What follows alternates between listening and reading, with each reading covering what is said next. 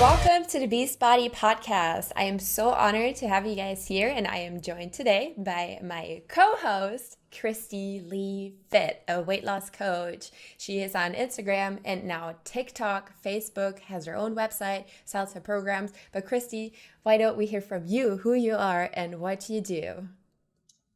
Thank you. Hi, I'm happy to be here. Yeah, thank you. So my name is Christy Davidson, but my social medias are all Christy Lee Fit. I am a weight loss coach. Sometimes I call myself a fitness coach because that's easier to understand. True. But yeah, I help girls. I help men too, but mainly girls lose weight without feeling deprived, without giving up their favorite foods, and without giving up their social life. Like, we want to make this a fun thing. Awesome. Sounds great. And Christy, what brought you into this fitness industry? Is this something you always wanted to do, or did you kind of stumble into it? I have been into fitness on and off my entire life. Mm-hmm. Like, growing up, I was a swimmer, and I swam my entire life. Like, that was my thing. I didn't know that. You didn't? No, that's so awesome. I used to do synchronized swimming. Oh my gosh. Okay. That's not really, well, I feel like that's not as much of a thing in the US. Maybe not. We do have a squat here. Okay. That's so cool. No, I've never, ever tried that. It's very different from swimming. Yes.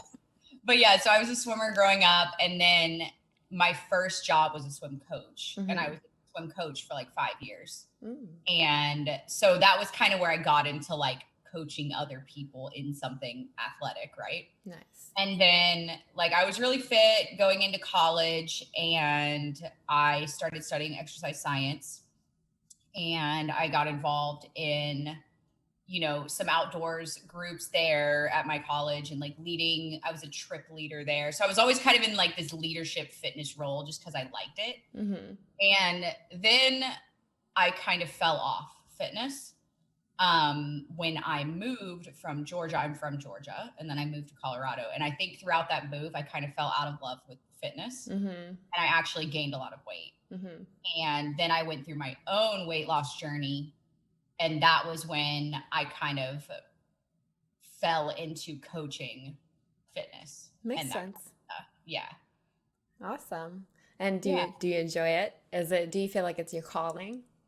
100%. Yes. It's like my favorite thing in the world. I remember when I was like just a college student, not knowing what I was going to do with my life. Mm-hmm. And I went to this was probably in like 2007 or something. And I went to my advisor and I told him, I want to do something where I help people with workouts, nutrition, and their mental health. And he goes, that's a life coach. And I was like, I don't know about that. I don't want to do that. Like I was freaked out by that word. And now like, that's literally exactly what I'm doing. So I should have just listened to him back in 2007, but yeah. Yeah, but sometimes I feel like we need to find that way ourselves, even though for somebody else it might be obvious already that that's what we're supposed to do. We don't always see it. We're not always there yet mentally. So going a little bit zigzag until you find that position, I think is very normal and probably healthier for you instead of being pushed into it. Yeah, I definitely have not always taken the like easy way. Like sometimes I'm like, why did I have to do it the hardest way ever? But I did it, and now I'm happy I'm here. I can relate to that so much. I think I struggled with anxiety all my life and I never realized it. So just a lot of things were so hard for me to achieve and I never understood why. So just now, in the last few years, everything is kind of falling into place and I'm revisiting a lot of things that I dismissed before because I was too scared about it. So I totally see how... That's exactly how I feel. Yeah. Because I had anxiety my whole life too. And so hearing something like, oh, you should be a life coach at such a young age, I was like, that's not like a safe job. You know what I mean? Like I was like not about that then. Yeah. I was scared, So I get it. Same thing here. I always felt like it was kind of overwhelming to tell other people what to do when I felt so lost myself. Yeah, that makes a lot of sense. So totally now you're doing mostly online coaching due to the pandemic, I'm assuming. So who's like your typical client? Who's the typical profile that approaches you? It's changed a lot. So my goal actually when I started my business was always to be fully online. I was training in a gym also, but the goal was always to move fully online because I like to move around in life a lot and I like to travel a lot. So before the pandemic, my clients were more, I would say, a little older. And then what happened is I started a TikTok and everything has changed. I bet. I thought TikTok would be like this life-changing thing for me, but it has been. I freaking love TikTok. And now my clients are definitely, I would say, college age. I would say 20 to 23 is like the common, girls age 20 to 23. Interesting. And then I definitely have some outliers. I have, a few clients who are 35. I have a few clients who are 50. And then I'll have one or two that's like 18 or 19. Yeah, I could see that, especially with you being so big on TikTok right now. Tell us a little bit about that. TikTok is so fun. I love it. I started it as like a lot of people did in the pandemic. Like, what else are we going to be doing? We're sitting here at home. Like, oh, everybody's getting on this app and dancing. Like, I guess I'll download it and see what it's like. So I did that. I got on the app and started dancing. And then I kind of was like, all my social media is like based around fitness and weight loss. Like, why don't I actually try to make like a few weight loss videos for TikTok? Right. And I did that and it kind of blew up. That's awesome. And I was like, well, I guess we'll keep going down this path and see what happens. And it's been great. I love it. I think it's so fun. Yeah, for sure. I saw some of your TikToks and they look fun. They have a very uplifting energy to it. You're always smiling and dancing and there's good music playing. So I can definitely see why they're so popular. Thank you. Yeah, I think it's a better app for showing personality than like Instagram or something. If you do a lot of video on Instagram, that's great. I love Instagram stories, but like with, TikTok, it's all video. So you can see people so much better. So do you feel like you can use TikTok as an educational tool or is it more a marketing tool? You said showing your personality. I think it's both. I think, when you first download TikTok, it's very easy to feel like, oh, it's only young girls dancing. But really, there's like everything on there. And I have a lot of educational videos, a lot of like, here are my top 5 foods that I always keep in my fridge that help with weight loss. Here are my favorite exercises. Here are so I do have a lot of educational videos like that. That's awesome. And there's also like this feature to answer people's questions and make a video about it. And I like that too, because then you're just talking about whatever someone asked. That's awesome. So, yeah, I think it's both. Mentioning questions, I do have some questions from my Patreons that we need to answer today. So the first one is I have a new client and she struggles with arthritis. And her question is, after I'm done with the housework, I'm already tired and my arthritis is acting up. How am I supposed to find motivation to work out? And I'm going to let you dive into that. What would be your response to that question? My response is that you don't have to have motivation to work out. I think everybody really likes to wait on motivation, and that's not a thing that you have to wait on at all. You just have to decide that you want to get fit. You have to decide you want to lose weight or whatever your fitness goal is. And then you just have to take an action based on that. So it's not about waiting to want to do something. And, I have, like I said, I have a lot of college age kids, and I will say, and everybody relates to this. We all went to school. Like, did you ever want to study for a test? Oh, no. Like, were you ever motivated to study for a test? Were you ever motivated to take that test? No, but you did it because you wanted to pass the class. Right. So it's the same thing with fitness. Like, you want to get fit, you do the workouts. Very true. Yeah. So just take an action instead of sitting there thinking about how you're going to get motivated. That's very good advice. Second question, as we touched on this in the previous podcast, if you guys have tuned in for that with Jeff Huffman, he's a nutritionist, but he is also a meat eater and you are not. So he was not very confident in answering this question. And that would be, what are some good vegetarian or vegan protein choices? Yeah, so I actually am a pescatarian. So I eat Mm. fish, but I don't eat meat. Hmm.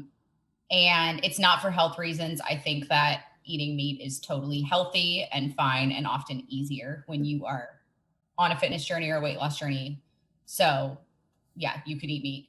But I really like, there's so many like fake meat products out there now. There's no better way to say it. Fake meat. That's what it is. Hmm. And like Morningstar or Gardein or all those products are like usually really delicious. So I do eat a lot of those. Like you can sub veggie chicken for real chicken in a lot of instances. And it's usually protein. It's usually either soy or it's pea protein. Hmm. So those are some obviously, but then I don't always want to eat like a processed thing, right? So I eat a lot of eggs. Hmm. Eggs are a big one, egg whites. Hmm. Any dairy usually has a lot of protein. So Greek yogurt is really helpful. Cottage cheese is really helpful. And then if you want like a vegan source, if you're vegan and you want to get more protein, I highly recommend getting a vegan protein powder Hmm. and having that once a day because it'll just make your life so much easier. And so I have one of those. And then also things like quinoa, beans, kale is actually like the highest protein vegetable. Really? That's so funny. Yeah. I mean, it's not like a lot, but it's like more than you would think would be in a leaf. uh, So Kale. yeah, there's a lot out there. There's a lot out there.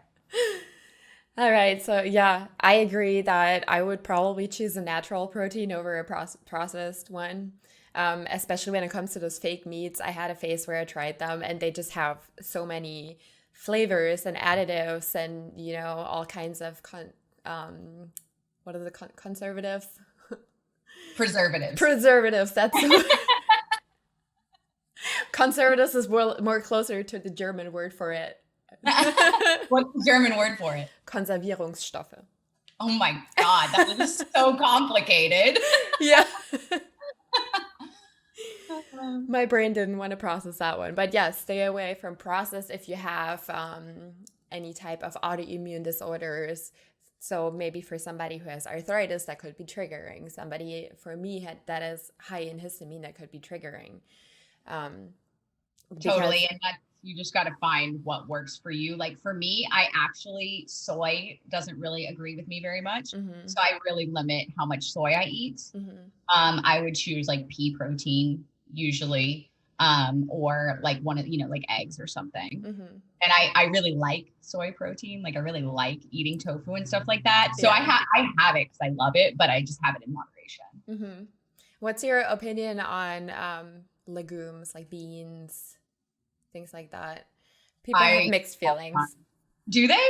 I don't know. It's just beans. I like them. I eat them all the time. I eat chickpeas. I eat black beans. I eat stuff Mm-hmm. like that all the time. Yeah, I'm a big fan too, but again, for autoimmune disorder, people triggering. Okay. Well, of course, like, I'm talking very generally here about Right. like, people without any, um, you know, pre-existing conditions. It's like, Mm-hmm. if you have one of those, obviously you need to listen to your body. Some of my clients are lactose intolerant and stuff. Like, I'm not going to be like, okay, now you have to go eat Greek yogurt. No, because they're going to get sick. Like, Right. eat what works with your body for sure. Right. I think that is something that a lot of people don't really realize, that most advice that is out there online is very general, and that they can't just, pick and choose whatever they see and apply it to themselves and it just works. I think that is the expectation from a lot of people that go online and see the free content. You're like, oh, this will work. And then they try it and it's just, they feel like crap. It's not Yep, working. They get frustrated, or they just plain out don't know how to implement that into their lives. totally. And there's so many options. Like, there's so many different ways you can do things and you can eat and you can work out. And so it's like, if one thing doesn't work or one thing makes you feel sick, like, go to the next thing. Like, it's not over. There's not like no hope for you getting fit. Like, you're still good. Like, just move on to the next thing. Right. Do you feel that when people come to you, they are often already at that point? They tried so many things, they didn't work, and now they need you as a savior? Yeah, that happens a lot. I would say unfortunately what I hear a lot is people trying, like fad diets Mm-hmm. or like weird weird products to lose weight, like, oh, I took this pill that's supposed to make you lose weight, or I did these shots that are supposed to make you lose weight. I hear stuff like that a lot. Mm-hmm. And, usually with those type of products, like they're not going to make you lose weight. They're just going to you're just going to spend a lot of money and nothing's going to happen. Right. So yeah, I hear that a lot. Or I hear a lot of like, I tried keto and it worked while I was on it, and then it stopped working when I got off of it, stuff like that. Mm-hmm. Now, you have a psychology degree, so you have a little bit more in-depth knowledge about why the human brain does certain things than other people. What do you think? How does it integrate into your coaching style? Does that help you maybe? I think it helps a ton. I think that weight loss is much more mental than Mm-hmm. people like to think it is. If it were not, then literally everyone would be fit, because it would just be like, follow this plan and eat these foods and you're fit. Mm-hmm. And that's not how it is. There's this huge mental component, and that's the approach I take. It's kind of like therapy for fitness is the Mm-hmm. way I coach people. We talk about like what they're stressed out about in their life, and when they're stressed, what are their coping things? Mm-hmm. Because a huge thing that I hear all the time, and I have done myself, I feel like every human has probably done this, is like we stress eat, right? Or we eat when we're bored, or we eat when we're happy, we eat when we're sad. Like food is such a coping thing and a comforting thing. Mm-hmm. So a lot of times what I work on with people is, first of all, let's try to reduce stress in your life Mm-hmm. through different things like talking to friends, finding new hobbies, working out whatever's stressing you out, those types of things. So let's reduce the stress in that area, but then let's also come up with like healthy stress relieving tactics that are not just eating. Mm-hmm. So I do a lot of that. That's awesome. I feel like, especially this year, that's probably very important. Do you feel like your clients are generally very stressed this year? Yes. I think yes. I think most people who are paying attention are stressed. um, yeah, I hear a lot of people say that they were on a good path, and then Mm-hmm. the pandemic hit and their gyms closed and they lost motivation, that kind of thing. Mm-hmm. And just, I feel like a lot of us just don't know what's coming right now. We don't know and that's hard. The unknown is hard and scary. So yeah, a lot of people are stressed for Mm-hmm. sure. Is there a cutoff for you where you say to yourself, I don't know how to handle this problem with this person and I need to just refer them out to somebody else? For sure. I've referred out a few people when I think there's an eating disorder, Mm-hmm. because I'm not trained to handle eating disorders. And so that I would refer someone to someone else. If I have a lot of clients who are also in therapy. Mm-hmm. And so sometimes if they talk to me about like, an issue I feel like I can't really give them insight on, I would ask them, what does your therapist say about that? And if they say, like, I haven't talked to them yet, I'm just like, okay, I want you to write that down and talk to your therapist about it. Mm-hmm. So that's usually how that goes. Nice. I think that's great. I feel like there's a lot of online coaches out there that try to take on too much and, try to coach through things that they don't really know how to handle or understand. It's certainly a very hit or miss environment out there when you're approaching an online coach for yourself. For sure. And I think it would be wrong to think that I have all the answers, Mm-hmm. right? Like, I think that people should have a coach and a therapist and friends and, all these other things. It's like we learn different things from different people. They're not going to learn everything from me. So, like, I love it when people also have other people in their life they're learning from, Mm-hmm.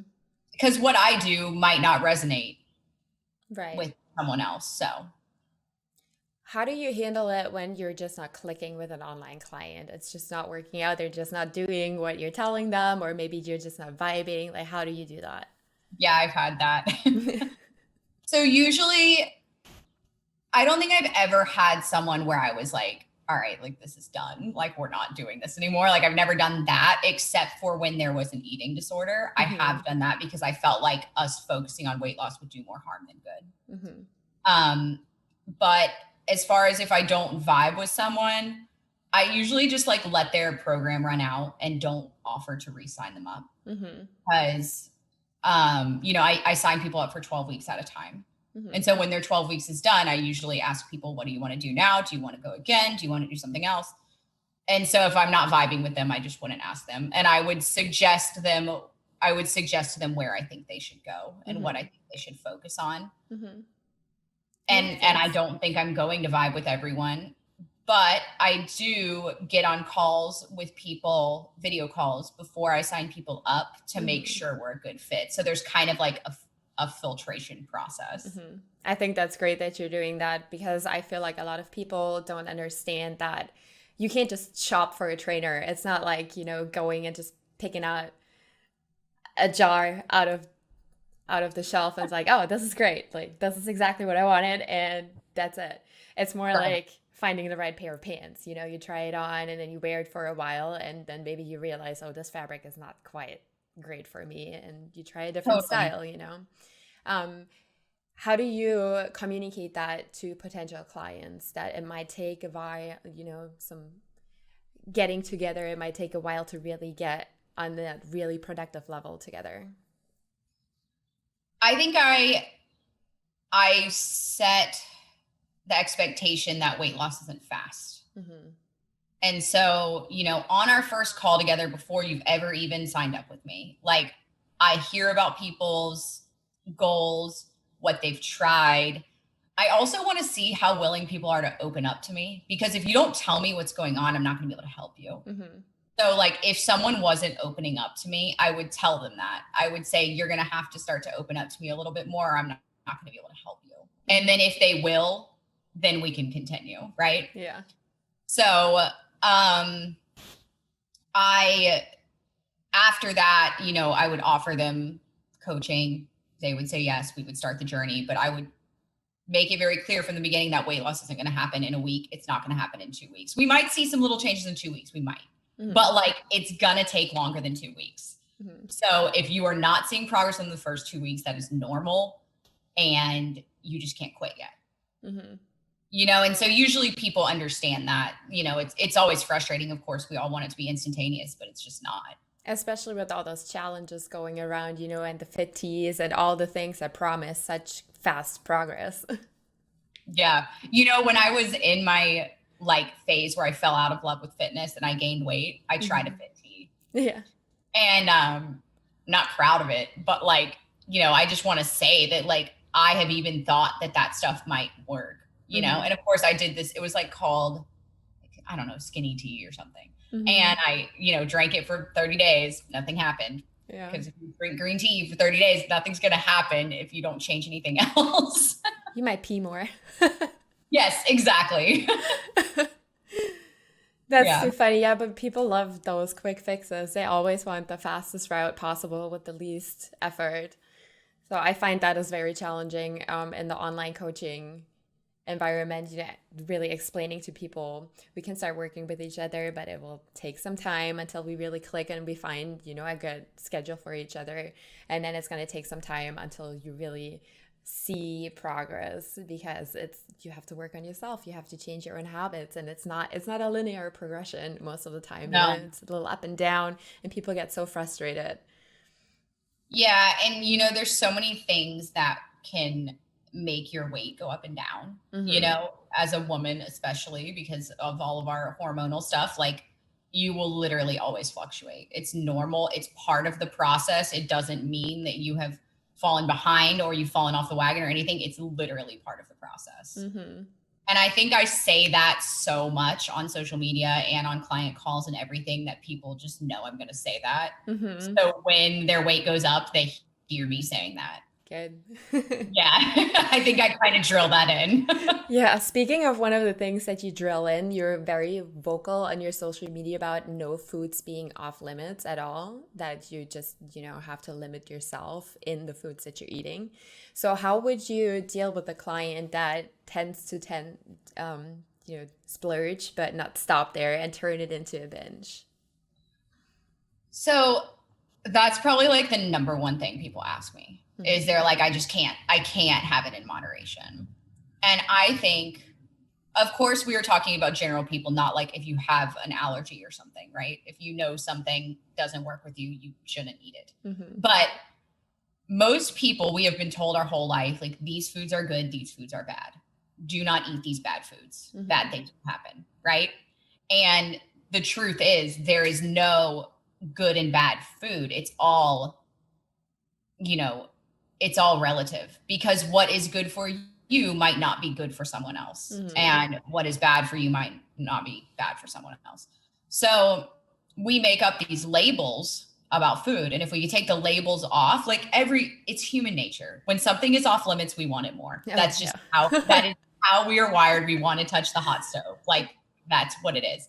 So if we can work on taking those labels off, something switches in our brain where we already don't want it as much, because we know we're allowed to have it whenever we want, right? So I talk a lot about that. Now, I teach clients I do calorie tracking, and I do roughly, IFYM, flexible dieting. So we roughly track macros, and we do track calories and protein. So for weight loss, as long as you're eating less calories than you burn, you will lose weight. Period. Now, there are ways you can do that and feel better. You're going to feel better if you eat vegetables. You're going to feel better if you eat fiber, right? So of course, I'm a health coach. I want people to be healthy. Yeah.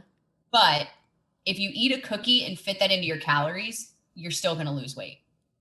Right. So I think, okay, let me wrap this up here. I'm going on a long tangent. I can talk about this like all day. Oh, go for it. So basically we work on taking the labels off. We work on adding foods in that you love on a regular basis. So you want to have some oatmeal with some blueberries and some, all those super stereotypical health foods. Also put a little bit of chocolate chips on there and fit it into your calories. Then you're not so deprived of chocolate all the time to where whenever you see a piece of chocolate, you have to eat the entire freaking candy bar, right? Right. So I do a lot of stuff like that. If a client is not able to do that and just kind of eating super high calorie foods all the time and not fitting it in, I would reassess their goals with them. I would say, tell me 10 reasons why you want to lose weight. Do those reasons still hold enough weight for you? Do you still want to do this? Because here's the path to doing that. And I would kind of just try to remotivate them in that way. Does that make sense? Yeah, totally. Yeah. Remind them of the why. Why are you doing it? And is it really more important than what you want to eat? Exactly. And I usually find, though, that the main thing is once people start eating foods they love on a regular basis in small amounts, it gets easier to not go overboard and have binges. And also, I think such a huge thing is just like forgiving yourself. And, I spend a lot of time telling people like, it's okay. You went over your calories one day, whatever, big deal, move on. Like, nothing bad is going to happen. It's okay. We are human. Yeah. And just that, like, knowing that you're okay and feeling like you didn't screw up usually will help you stay on track. I think that's a huge point. Yeah. I think it's when these trainers say like, oh my God, you can't have any sugar. You screwed up. You're never going to get fit this way. Why would you want to stay on the fitness path? Right. I think it's too rigid. Most people are not that black and white, and they cannot be that rigid. They kind of have to have a little bit of flexibility in their life. And if it's just, I can never, ever do this, it's just too much and it's so overwhelming. I think you have to like have a very specific mindset to be that kind of person. Either you're an athlete or you're a bodybuilder, and like that's your thing. That's all you do. That's how you live your life, and you're just not missing the other things. But for normal people, we fall on our face all the time. We just have to learn how to get up. And I think that's the most important part of being a coach. Help them back up, tell them it's okay, bring them back on the path. Totally. And, resilience is like the biggest thing for weight loss. Like if you are able to bounce back quickly from anything, you will probably have an easier time losing weight. It's when we have a setback or a hard thing happen, which we will have in our life because we are humans. It's when we let that get us down for a long time that weight loss is harder. And of course, I'm not talking like if we have some deep stuff happen that you need to process, take your time. Yes. But if you go over your calories and eat an entire pizza and some cookies and some ice cream, like just bounce back from that the next day. There's no need to dwell on that for a week. Right. I think that's really important for people to know that it's okay to forgive yourself. Yes, definitely. That being said, what would be your number one advice, generally speaking, to anyone who wants to start losing some weight but doesn't really know where to start? I would say start small. And build on it, because oftentimes we try to change everything. We're like, I'm going to wake up at 5 a.m. I'm only going to eat lettuce. I'm going to eat, you know what I mean? And like, you're like, I'm going to go to the gym 3 times a day. And it's like, no, like it's unsustainable for most people. It's definitely going to be unsustainable if you're going from the couch to that. Right. So you need to start small and build on it. So maybe just start walking. I'm always getting my steps in. I'm always going on my walks. Like just start trying to walk more. Maybe set a goal of working out 3 times a week, or even 2, depending, and then once you've gotten that down, you're walking every day, you're working out 3 times a week, like consistently, then maybe add on to that. I think that's great advice. I usually start with telling people to start writing down what they're eating. Don't change it yet. Just track it. Start tracking it. Make yourself aware. And then, if they have a lot of people that I work with now are working out at home because they either don't have access to a gym or they don't want to go, but they have, again, trouble motivating themselves. Like, you don't need motivation. Pick a time, pick a day, get dressed, show up. You don't have to work out. Just get in the habit of showing up. If you're just, rolling around on the floor, stretching for 10 minutes and then you leave, that's fine. But you went there, you got dressed for the job, you showed up on time, and then, you're already there. Chances are you're going to do something. Totally. And I think showing up, people often ask me, how do you build confidence? How do you get more confident? You show up. Like showing up for yourself, doing what you said you were going to do is the biggest confidence builder that there is. And so over time, you will show up and you'll be like, oh my God, I can do this. Maybe this is possible for me. And then it snowballs in a good way. Yeah, I agree. Yeah. Speaking of working out at home, what if you could choose just one piece of equipment, and it doesn't have to be like a home equipment. If you could like take one machine or one thing from anywhere and put it in your house, have it for the rest of your life, and it's the only piece of equipment you have, not like a big CrossFit cage or anything. That's hard. It's hard. What would it be? That's really hard. There were 2 machines I missed the most when the gyms were closed. They were the leg press and the leg extension. Oh my God, yes. And it's because I feel like those 2 are so hard to recreate at home. Like there's nothing, you can do squats and hold something. You can do all these things, but like those machines, I missed those a lot. Honestly, probably just like dumbbells. Like, I know that sounds really lame and boring, but like you can do so much with like, let's say, now, do I have to say the weight of the dumbbell? Yes. Oh, no. It can be either a pair or just one. Okay, I know I would choose a 20-pound kettlebell. Nice. That's what I would have chosen too. Really? Yeah. Okay. Well, yeah, I have a 15-pound, and that's the very first piece of equipment I ever bought, and it's the most versatile, I think.